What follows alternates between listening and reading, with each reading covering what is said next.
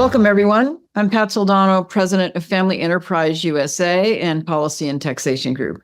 If you don't know who we are, we advocate for generationally owned family businesses and their lifetime of savings, all industries and all sizes of businesses, as well as successful individuals and family offices in the United States. Today, we're here with Dr. Frank Luntz, who's a well-known communicator, researcher, and political strategist. The topic is very interesting and extremely important, especially at this time. It's understanding and communicating with the next generation. So that is 18 to 29-year-olds, which is known as Gen Z, but we also want to talk about the Gen X, that age group. So these groups now have the votes. They have control of the votes. Whether they use them or not is another issue. But they also have all of the assets that have changed hands from the baby boomers to the next generation. So Frank recently conducted a focus group with these Gen Z age group. The insights he gathered help us understand how they think, but also helps us understand the issues they're troubled by and how to communicate with them, we hope, in their language. So ultimately, we want to inform them on the impact of tax and economic policy affecting their pocketbooks, their family's future, and the country's future. We cannot use the tools or the language of this generation or the older generations. I don't believe it will work, but we have Frank to help us decode for the next generation. We also have other data around this age group, including a new study from the Cornell University, Next Gen Family Business Employees Owners. So Frank, it's great to have you with us to talk about this very important topic. Well, by the way, Pat, before you ask your first question, even the opening of this podcast, and don't get angry with me, but even the opening is problematic because Gen Z doesn't want to sit through something like that. There's a reason why TikTok is so popular among 18 to 29-year-olds, because there's no ads, there's no delay, you get right into it. And one of the challenges that faces people like us in our generation is that we're not used to it. We believe we have to set the context, that we have to explain things first. And the fact is, Gen Z doesn't want the explanation. They want you to get right to the point, and then they want to move on. And so I think the single greatest challenge in communication, and I know you got a whole series of questions, one of them is even how you start to talk to them, because the truth is they want to talk to you. And unless we give them the chance to be heard, I don't think they'll listen to us. I think that this conversation that we're going to have today is really the tip of the iceberg. And you're right. The most important thing is, how do we get to them? First of all, who are they? And how do we get to them in their methodology, as you just talked about? And I just had a conversation with somebody around this very same issue. And you say, who are they? They're the most diverse group they've ever been. They're less likely to be white than they've ever been. There are as many or even more women that are active, that are public, that are outspoken. In fact, there are more women, Gen Z college students, than there are male college students right now. So it looks different. It sounds different. They're more likely to be living at home because they cannot afford a house. They're more likely to be on their parents' health care because they cannot afford their own. They're more likely to be cooking at home than the group that came just before them because they can't afford to eat out. That issue of affordability is so important to them. And one more point, when you ask who they are, I'm not convinced they believe in the American dream anymore because they've seen their parents struggle. They've seen their parents go through ups and downs that previous generations never saw. We've had tough times in America before, but it's always been on the steady progression upward. It's not been the case for the last 10 or 15 years. And in fact, to give you some statistics behind this, a greater percentage of Americans now believe their kids are going to have a worse life than them than at any time that we've been measuring this over the last 70 years. By 2 to 1, parents think their kids are going to be worse off. And by 3 to 2, so it's a more narrow gap, young people think they're going to be worse off. So we have this sense of pessimism that is sinking in, which you can see on college campuses, results in an anger and a frustration and a behavior that we haven't seen since the 1960s. Let's take up on that message that you just communicated to us. In some of the work that you've done recently, you have surveyed, polled this generation around their voter attitudes. So tell us some of the things that you found around this next gen and how they feel as voters, and how divisive this country is, how they think it is so divisive, and why. Well, they're the most likely people, and this is kind of depressing, but that 18 or go even to 16 to 29, they're the most likely people to have written somebody off because they disagree with them politically. They assert that they're the most tolerant generation ever, and you're the least tolerant when it comes to politics. And I think that has something to do with the academic environment that they've grown up in. I blame universities for a lot of this, because it even encourages them to write people off, to write ideas off, not even to listen to what the other party has to say. Second is that they're still the lowest participatory generation there is. That even though they've got the most to gain, the longest time to have an impact, they still vote much less than their parents or their grandparents. Third, they're clearly on the left, and yet they're so angry with the current Democratic administration. And it's actually possible that Donald Trump will draw close, because the left of that generation doesn't want to affirm the Democrats because the Democrats aren't left-wing enough for them. Fourth, and this is something that blows me away, let's get into the racial makeup of this group. Among young African-American men under age 40, Black men under age 40, 30% of them now support Donald Trump. The last time 30% of Black men supported a Republican is never. And fifth, among young Latino voters who've come over, once again, a very solid Democratic group, not this year. Now, make no mistake, young women abhor former President Trump, but young men don't. And in fact, we've got a gender split among that 18 to 29-year-old group that's almost out of control. So, Pat, it's a fascinating group to follow. They're transitioning. They don't vote like their parents. They don't speak like their parents. They don't act like their parents. And I think that they could make up the difference in this election. And I'd like to be able to tell you how they're going to vote, but it's changing. And one more thing, as I discuss this with you, that abortion issue really doesn't matter, not in a big way, to people over age 40. But among Gen Z, and particularly Gen Z women, abortion is the number one issue. And that is an area that's moving young women over into the Democratic camp more than anything else there is. So they're divided, just like America. That division is toxic, just like America. That division shows no signs of abating, just like America. And yet their vote and their attitudes are not like America. So I'm blessed to have been given the chance to study them, and I plan not to give up even after the election is over. You talked about social media. That is really a big part of how they communicate. And yet many of them have been hurt. Family members as well as friends have been hurt by social media, a vast percent greater than the older generations. And you've done some work around that. Can you share those results with us? Yeah, and there are two pieces of data that really alarm me. First, half of all moms say their kids have been hurt either intellectually or physically by social media. And that is really painful because they see it. And I know what happens. And if there's any part of this podcast that's going to draw attention and emotion, it's right now. Moms, and it's particularly moms and daughters.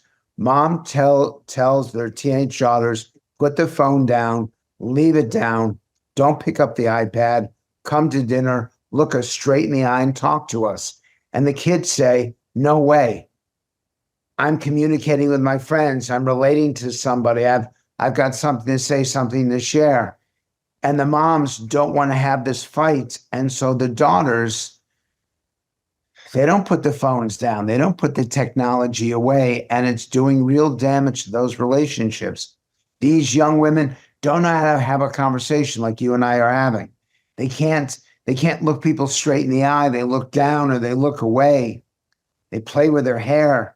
They say and ah or like all the time. And moms can't get this out of them because they won't put away that technology. And then you ask 18 to 29-year-olds, and 2/3 of them know someone who's been damaged by social media. Pat, this isn't a problem. This is a crisis. And the fact is, if we had as many people being affected by drugs or by alcohol as we do by social media, we would demand an immediate fix when we would not stop. And yet, for some reason, because it comes through our screens, because it comes into our homes, we're more tolerant of it. And I don't understand why, because the damage is just as great. And for every mom that sees this video, I'd say to you, and I'm trying to work on the language right now, tough love today will bring an easier life tomorrow. But an easier life today will bring a tough situation tomorrow. Stand up, take the technology, shut it off. You have to, or the damage will be so great that it will be too late. Totally agree with you. This is absolutely the time for some tough love, especially around social media. So, Frank, as you know, at Family Enterprise USA and Policy and Taxation Group, we work with family businesses and successful individuals in this country on tax and economic policy. With Cornell University, Smith Family Business Initiative, and the Roberts Group, we conducted a survey of next-gen business owners, not significant owners in many cases, but next-gen owners of businesses, 2nd through 5. And their number one issue when it comes to their family business is communication. So that's part of the reason that we're having this conversation, and that you conducted this focus group of 18 to 29-year-olds around socialism versus capitalism, because they clearly have different views of what capitalism really means. So can you share some of the results of that focus group with us? Well, let me give you 2 examples of language. One of them is capitalism itself. Capitalism is for Wall Street. Economic freedom is for Main Street. Capitalism is for the CEO or the owner. Economic freedom is for the employee or the person who works on the line. Capitalism means you've made it already. Economic freedom is the path to make it. So I'm saying to everyone in this position, stop talking about capitalism, because you're turning off the people you're trying to reach. Give you a second example. Economic growth means something to economists. It means something to those who went to grad school, to Wharton students in University of Chicago and Stanford. Doesn't mean something to the average individual. Economic health, healthy economy means something. And the truth is, healthy economy, healthy schools, healthy neighborhoods, healthy families. The word health has nothing to do with the hospital and medicine, and has to do with things that are successful. So these younger entrepreneurs and these younger business owners, and I know this because I work with YPO and I work with a number of Business Roundtable. I've done stuff for the Chamber of Commerce. The problem is that they're using language that their own staff doesn't appreciate, and they're using language that may work with their family, their grandparents and their parents, but it doesn't work with others from their generation. And I want to grab them and shake them up and say, listen, it's not what you say that matters. It's what people hear. And they're hearing about privilege, which drives me crazy. I know how hard these people work. I know how frustrated they are. I know that they're the first to work in the morning. They're the last to leave at night, and they get the paycheck at the end. Sure, they're doing okay, but my God, they put so much effort into it, but their language doesn't demonstrate an appreciation for it. And it's one of my goals over the next 7 or 8 months before the end of this year is to craft a lexicon that helps business owners in their 20s and 30s do two things. One is to communicate to those in their 50s and 60s, because life has changed. And the other is to communicate to people who are their peers, at least generationally, that that their businesses should not be taken away, that their income should not be taken away, that things that they work so hard for should not be confiscated, but they're going to have to explain why. And that's not happening right now. And frankly, we're in an election cycle where some people are advocating that, where they're saying, pay your fair share of taxes. What the hell, clean up my language, but what the hell is fair share? Is it 60%, 70%? If you live in California, you're paying 65% of your income in state, federal, and local taxes. Is it fair that 2/3 of your money is taken from you? Even in low tax states like Nevada and New Hampshire and Texas, you're still losing almost 40% of your income in taxes. That's not fair share. I think these terms have to be defined. And I think that next-gen business owners have the responsibility, because no one's going to do it for them. They have the responsibility to crack this code and to figure out how to explain that you're about to kill the goose that laid the golden egg. I don't know if you've got this as a question, but it's something that I deeply believe in. It used to be that meritocracy was at the core of what made America great. You work hard, play by the rules, get a little bit of luck and a lot of effort, and you can do okay. And now we seem to be equalizing everything. And I'll give you the best example, because I tried this in the focus group. Some kid at the age of 16 is parking cars, and he goes and gets 15 cars in an hour. In some parking lots, he's paid exactly the same as the kid who only picks up 10 cars an hour. The kid who picks up 15 is running to the car, running back, saying hello, smiling, busting his or her ass, and delivers more cars. But that person, to some Americans, should not be paid as much as the person who walks slowly, doesn't put any effort, doesn't try, and only delivers 10 cars. Or I'll use the one that's probably even more common, a waitress, someone who works at McDonald's. The person that's working behind the counter and really busting their ass and takes 60 orders a minute, shouldn't that person be paid more than the person who takes 40 orders a minute? Or the person who's working the drive-through line? There's a joke from Joe Pesci that you always get screwed in the drive-through. He uses different language, but I know that you don't like me to do that, so I'll clean it up for this podcast. If the person is perfect, shouldn't that person get just a little bit more than the individual who screws up or the individual that doesn't deliver as many meals? An increasing number of people think that the effort doesn't matter, that we should be paid the same. And Pat, I think that is exactly what America is not about. And I think that that's where we're headed. So if this generation of business leaders you speak of wants to keep their opportunities, they're going to have to change their lexicon. Oh, to that point, in that focus group, which I watched, you asked them about socialism versus democracy, socialism versus capitalism, and 70% of them supported socialism, even when they were told on the call from someone who lived in Cuba how horrible it could be. It didn't change their view. Then you talked to them about meritocracy, and you asked them, would they prefer meritocracy or equal? And they all said equal until you gave the example of the waiters and waitresses. And all of them have been waiters and waitresses. And when you ask them, should you pool tips or should you get the tips that you earned? Because, as your point, you worked harder, faster, whatever. And 100% of them said you should get your own tips. And as you explained to them, that's meritocracy. So a lot of education has to be done, which is why we're trying to do this work, trying to figure out how to educate them, how to speak to them in their language around their issues, and certainly the issues that are going to affect them for generation, which is tax policy. And to your point about fair share, we've learned that 80% of the taxes in this country are paid by 25% of Americans. How much more can they take?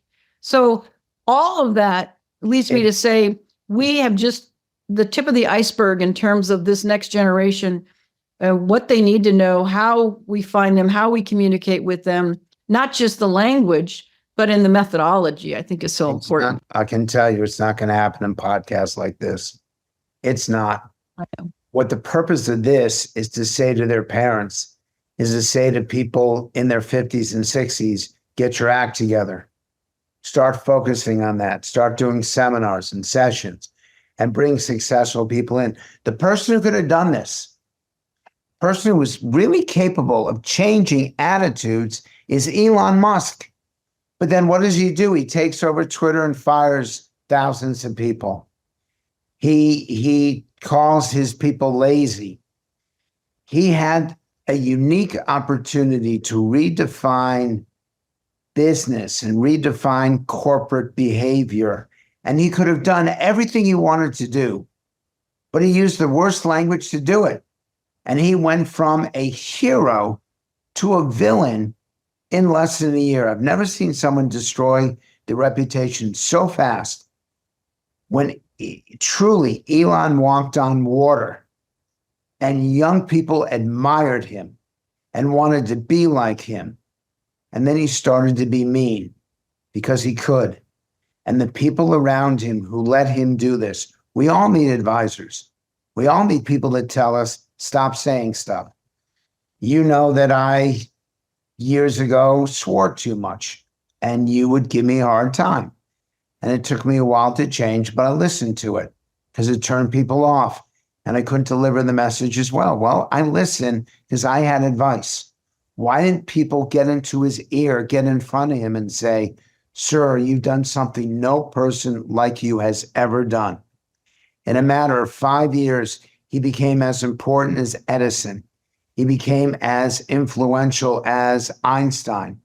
He was the Steve Jobs of his generation. And he went and threw it away. And that is one of the greatest tragedies. And we don't have anybody in the wings like him. Mark Zuckerberg does not have the same appreciation among young people. Nobody does. And this is a problem. And I don't know how to fix it. I just know that the next time we find an Elon Musk, and they come around about once every decade or so, next time we find him, we need to make sure that he or she is as kind and as decent and as compassionate as they are advocates for free markets, meritocracy, and opportunity. Well, I appreciate that, Frank, and I appreciate you being on this podcast today. You're right, it probably was a little too long. I'm sure we're not going to get a lot of the next gen watching it, but I want everyone to know that they can see the focus group, at least a summary of focus group that you delivered on CNN, as well as on CNNBC, as well as American Speaks, which is on straight news. So Frank, we really appreciate you being on the call. Before you go, it's Straight Arrow News, but before you go, that segment on CNBC got over 60,000 views, which is a lot for CNBC. The segment that aired on CNN has 470,000 views, almost 500,000. So people are paying attention. If you want to see the most of the focus group, it is on America Speaks on Straight Arrow News, because I wanted people to see exactly how challenging the problem is. I want them to hear the voice of this next generation. And I'm not mad at them. I know a few of them will watch this. I just want you to know the facts. I want you to hear both sides. And it's not happening at your universities. It's not happening on the TV shows that you're watching. You need to know, and I believe this thoroughly, that socialism does promote equality. People are equally miserable under socialistic systems. That economic freedom does promote inequality, but you have room for success. You have room for opportunity. You have room to really do incredibly well. And not everyone does. But for an awful lot of people, you can benefit from economic freedom. So let's, instead of everyone being miserable, let's try to find a system where we can make more people more excited, more engaged, more energized, more successful, so they can do much more for the people around them. I agree. Absolutely. Thanks again, Frank. Thank you. We hoped you liked today's show. And if you did, please subscribe to our podcast, where each episode discusses the critical issues affecting generationally owned family businesses and family offices, successful individuals around the country. You can find this podcast wherever you download your podcasts. Until next time, thank you for listening.